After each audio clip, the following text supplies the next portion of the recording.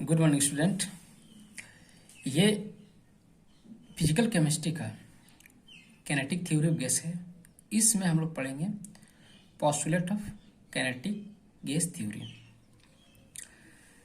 तो सबसे पहले क्या है kinetic theory of gas? Kinetic theory of gas क्या कहता है? कैनेटिक थ्योरी ऑफ गैस बोलता है कि the kinetic energy kinetic theory of a gas is a theoretical mode that describe the molecular composition of the gas in term of large number of subatomic particles which include atom and molecule। बोलता है कि जो kinetic theory of gases है वो हमारा एक theoretical है। जो हमारा क्या है? एक थ्योरेटिकल है जो डिस्क्राइब करता है मोलिकुलर कंपोजिशन के बारे में। Describe the molecular composition of the gas of a large number of subatomic particles, यानी large number subatomic particles पे डिफाइन करता है which include जिसमें एटम और मॉलिक्यूल प्रेजेंट है। यानी कैनेटिक थ्योरी ऑफ गैसेस एक थ्योरेटिकल मोड है जिसमें मॉलिक्यूल का कंपोजिशन जो रहता है वह सबएटॉमिक पार्टिकल्स रहता है, जैसे कि मान लेते हैं एटम और मॉलिक्यूल। अब इसके पोस्टुलेट के बारे में पढ़ेंगे। तो सबसे पहला पोस्टुलेट कहता है कि एवरी गैस, जो हमारा गैस है, is made up of a large number of extremely small particles, यानी छोटे छोटे पार्टिकल से बना रहता है जिसको मॉलिक्यूल कहते हैं हम लोग। और all the molecules of a particular gas identical in mass identical होता है, साइज आइडेंटिकल होता है, but different gases gas to gas, अलग अलग गैसेस में।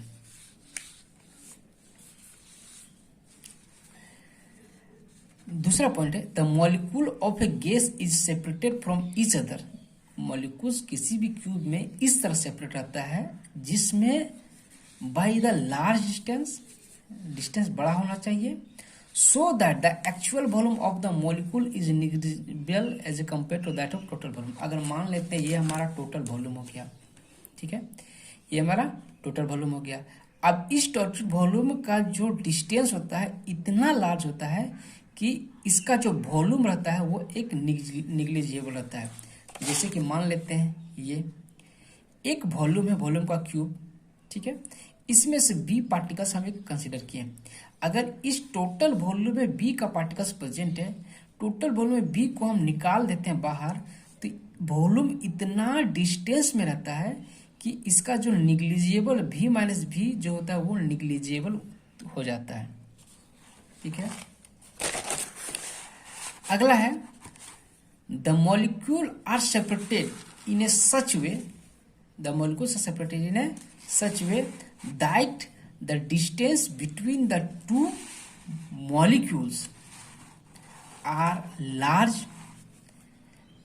As a result, the force of attraction between the repulsion and attraction are negligible।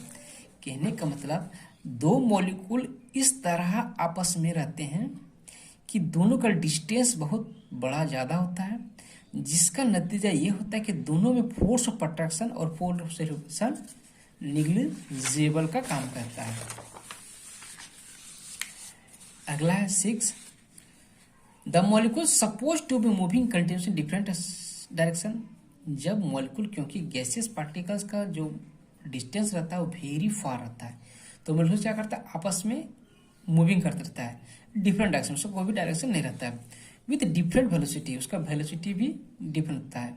Hence they are keep on colliding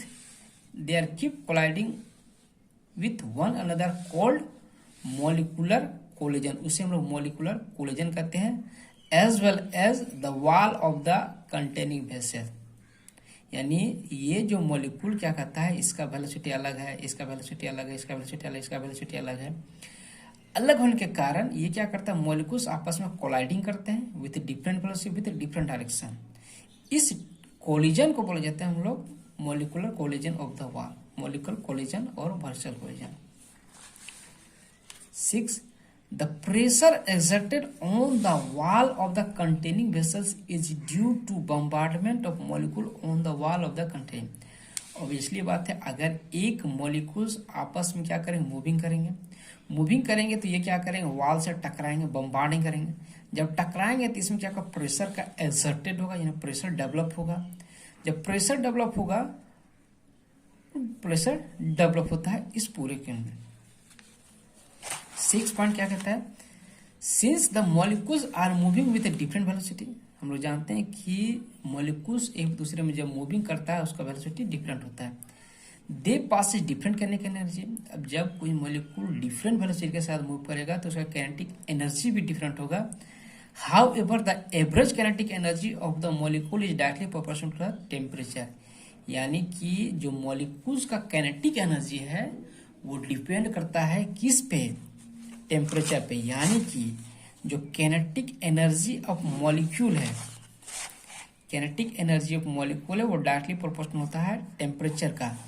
if the temperature is increases, the kinetic energy of the molecule is increases, as a result the pressure of the vessels increases, pressure vessels increases. Okay, ठीक है। अगला 8 कहता है, molecules are supposed to be perfectly lattice hard when molecules are colliding one another with the wall of the vessels, ठीक है। यानी कि जो मॉलिक्यूल्स रहता है, यानी कि ये हमारा वेसल्स है, ये हमारा मॉलिक्यूल्स है, ये मॉलिक्यूल्स क्या करते हैं, हार्ड रहते हैं, ठीक है, लैटिस हाई रहता है।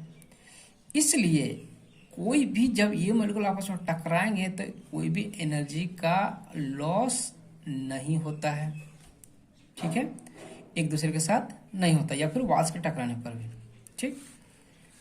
8वां, the force of gravitation of the molecule is also suppose to be negligible.